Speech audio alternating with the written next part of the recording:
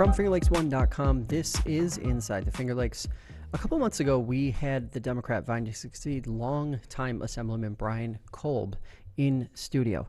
And this week on Tuesday, Matt Miller, a Canandaigua resident, joined us over Zoom to talk about his new campaign, how it's evolved since things have changed, and his professional work on the front lines of the COVID-19 pandemic. In sort of, you're right on the front lines. What's that experience been like over the last couple of weeks? It's definitely been interesting and chaotic at the same time. A lot of our customers have been really appreciative and supportive of us and kind of working with us and helping us out. It definitely is stressful. Like I said, 2/3 of our staff is gone. So we're really just trying to lean on each other and smile and laugh our way through the best that we can. Even though we're not the healthcare frontline workers, we definitely are getting a lot of stress from this for sure. But we're all working together and we're getting through for sure. Is there sort of a camaraderie that's bubbled up from this and sort of like internally, even if it might be store by store or even sort of through the community, that you guys are sort of all in it together and that's kind of the energy that you guys are bringing to work every day? That's what we have to do, honestly. And it is even within our store, our relationships between coworkers are definitely strengthening, but you kind of have, as a veteran, when you see somebody in the military, are like, oh, you were in the Army too, and you kind of have this instant bond. And that's kind of what's starting to happen now to all of us frontline workers, whether you work at Wegmans, Tops, in the liquor store, whatever. We see each other, oh, you're an essential worker too. Like we know exactly what's going on with each other. So let's talk about the campaign a little bit. Like I've interviewed a couple people who have been who are in the process of running for office. And I've asked everyone so far, what were those last few days like before the heavy restrictions sort of set or took hold in New York State? What were those last few days like on the campaign trail for you? For us, we just kept pushing our message however we could. We knew that face-to-face interactions were starting to lessen, and we kind of were starting to see that was going to completely be restricted. So we immediately started trying to figure out which route we wanted to take for virtual social media campaign, lettering, mailing, all that kind of aspect. But this all kind of started happening right along the petition period, and we were kind of uncertain with how much time we were going to have to gather signatures. So in that sense, it was pretty chaotic because we only had about 5 to 6 days to, go out and get all of our volunteers to bring our petitions back in, scan through them, bundle them, and then get to Albany in time to do that. So it was definitely very fast paced. And I feel like we're all starting to get in our groove now and somewhat adjusting to our new normal. How has the virtual campaigning gone? What kinds of successes have you guys seen, or opportunities, I guess, really is what it boils down to, over the last 2 to 3 weeks since that's really taken hold? Yeah, for social media, and it's a little bit tricky for our area, especially being a rural district. A lot of people have no access to broadband or to internet or anything like that. So we kind of have a disadvantage just and geographically where we're at to reach people in that sense. But we really have been utilizing social media, especially Facebook, a lot. We held a town hall through Facebook Live. We had some people submit some questions for us that we answered, as well as some general updates. Just posting things on Twitter and Facebook as well, just kind of pointing people in the appropriate direction that they need, posting in community groups, letting them know that we're here for them, trying to help out. We understand that we're in a very partisan race come November, but in this time, it doesn't matter what political party you're at. We're all part of New York 131, and we have to work together, and that's kind of what our campaign is gearing towards, just being there, helping each other out, get the information out too. Has this changed or sort of shaped what issues are sort of on people's plates now versus the last time we talked? I think we talked in late February last, but obviously a whole lot's changed since then. What have sort of been some of the, I don't want to call them new issues because they probably aren't truly new issues, but what are some of the issues that you're hearing about now that maybe you weren't hearing about as much when that old normal was still around? Yeah, a big one is pay. I know that has not really been an old conversation. That means not a new one, but I'm starting to see those who fall on that Republican conservative side who are now also advocating for the fact that essential workers should be getting hazard pay or pay more or some kind of bonus or something like that. So really just seeing a whole shift to these problems that we've always all been talking about, but they're now really being highlighted because they're front and center. If we're talking about access to healthcare, access to a livable wage, access just to have mobility now, and just to be able to move around in transportation and things like that. So pretty much all the issues that we were talking about and really trying to put out there, this pandemic has highlighted them in the necessity of why we need to act so fast on those issues.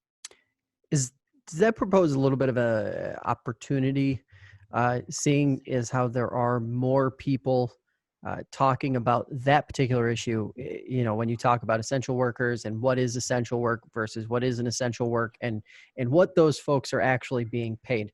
Is it an opportunity now that we have some more voices and different voices involved in that conversation, and maybe there is a chance that some future legislation might be able to move a little quicker in a future session?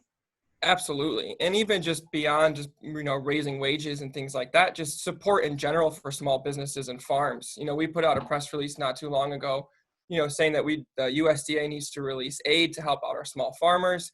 And now we're starting to see Senator Gillibrand as well as Brian Kolb from the Assembly kind of pushing that same message as well. Even small businesses. I mean, when you work behind a register, you hear a lot, and I kind of have a unique, that unique perspective. And I've been hearing a lot of small business owners talking about how they haven't received much funds either. So if anything, really, it's just really pointing a clear picture for people who really weren't involved in politics or kind of these kind of issues and just brushed them off. It's really painting a path forward for people to see where they can jump on and kind of move forward. I'm putting these progressive values out there. Have you found that this has also been a little bit of a wake-up call for some folks who maybe didn't realize before how close to being on the brink a lot of individuals and families and different folks who live in the region may have been, financially speaking? Definitely. It's clear as day that, I have some of my coworkers who are, in the beginning of this, were so terrified that if they got sick or if our liquor store wasn't deemed essential, we were going to lose our jobs, and she wasn't going to be able to pay for rent. And then there wasn't the eviction thing into place yet. So, she was almost in tears thinking that her whole life was going to crumble. And that's only because she would have missed 1 week of worth of paychecks. Right.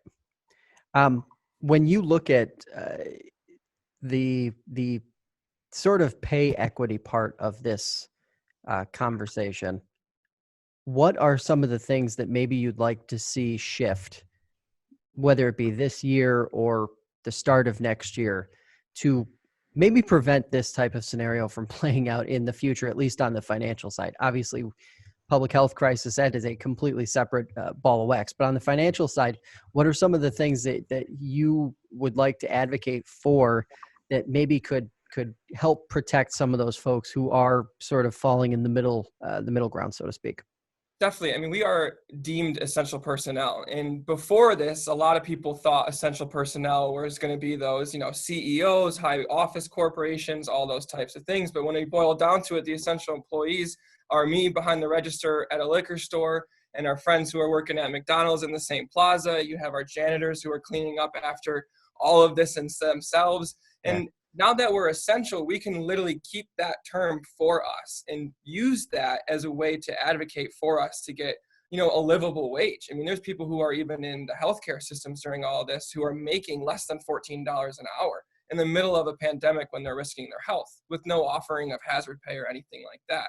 So, you have so many different essential personnel that we didn't think that were essential. Those were the jobs that were left for people who weren't smart enough, who didn't go to college, who didn't do these things. But in reality, we're the ones who are, literally moving the country forward during all of this right now. What about that classification, the essential classification?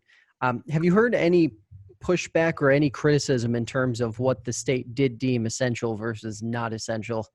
It seems to be one of those things that has been coming up quite a bit over the last few weeks. They see certain things open still, and some folks are a little bit confused about why those things are open versus other things.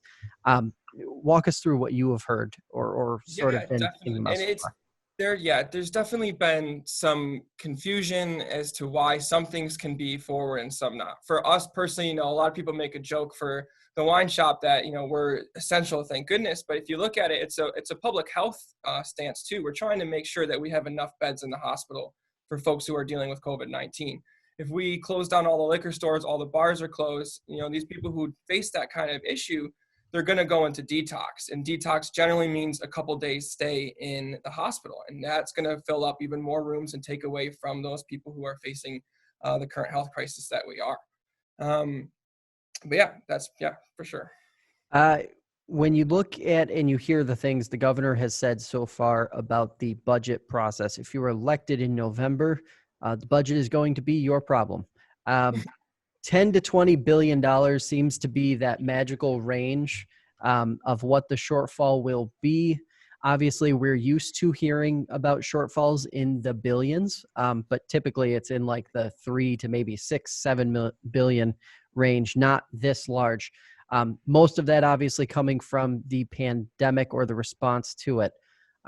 What are your concerns there, and what do you think the state can do or should be doing to potentially advocate for maybe more federal funds, or maybe just to try and figure out ways to cut costs creatively so that vital services aren't lost? Exactly. With the current budget, if I was in the office right now, I would have voted no. An austerity budget, I mean, we were already facing a deficit in the billions, and now even with this, it's just going to be exponential. And to have a budget that doesn't really find any new ways of revenue other than slashing Medicaid during a global health pandemic, it just doesn't make any sense. There were so many different ways that they could have gone with to raise revenue and kind of mitigate this factor, because it's not only the state that's going to be facing these economic shortfalls, it's going to be every county, and it's going to be every municipality as well. And looking at those avenues to raise revenue, such as taxing the rich. And when I say the rich, I'm not talking about just millionaires. I'm talking about billionaires, people who are making exponentially more than those millionaires. Taxing them, taxing on their second homes, on their yachts, premier real estate, things like that. That's going to really help us. Legalizing marijuana, we were on track. Now, this is the second year in a row where we said we were going to do this as a state, and we haven't. That's going to really bring in some more revenue. If you look at a county level, for Ontario County specifically, I grew up in Monroe County where we had an 8% sales tax.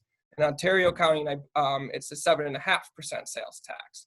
So if we do some sales tax sharing and bring that up to 8%, so just a 0.5% more, because when we look at it, we're going to have to raise taxes. And there's a lot of different taxes that we can raise. If you look at it, one of the most cheapest, in a way, taxes that we can raise is that sales tax. And we share that 0.5%. That's going to generate millions of dollars in revenue that we can share among our school districts, among our county, among our municipalities to help shorten this too. So there's just so many different avenues that we could have taken and can still take that I will definitely be advocating for come next January if I'm elected. Obviously, villages, towns, cities, counties, they're all looking at their budgets and in a lot of ways, I think, still scratching their heads and wondering what the full impact of this is going to be. But school districts are in a bit of a unique situation. What are you hearing on that front, and what are some of the concerns that you're hearing? Obviously, there's a concern about there being a significant cut in resources, and that could spell disaster for at least some districts in this district. Yeah. I mean, it doesn't matter what school district you're looking at. If you're looking at a very small one down in Naples, if you're looking at a very large one such as Victor, I mean, they're all facing the same problems. And they were already facing funding issues before this. And the thing that's really tricky is if they want to raise taxes in order to generate some revenue, they have to have a supermajority of 60% to break that 2% tax cap. One thing that I'm hearing from multiple school districts is at least a 1-year moratorium on that, so that they can have just a simple majority, a 50+1, to help kind of mitigate this. Because what's going to happen is they're going to have to cut teachers, they're going to have to cut programs, they're going to have to cut sports, arts, all those things that we need in our education. So when we all talk about, education is the cornerstone of our societies, and we really have to bolster our students because they're our future. And now it's time to kind of put our money where our mouth is. But it's a little bit challenging when there's so many different fences you have to jump in order to kind of reach that goal. The sales tax sharing is another one that school districts are talking about to kind of help mitigate this as well. I know Victor School District itself, they have 1 custodial staff member per building. So if there's 4 hours worth of lunch going on, that 1 staff member is in the lunches and their bathrooms are going not cleaned. And we're in the middle of a global health pandemic. I mean, I know schools aren't in session right now, but leading up to this fact, that was the case.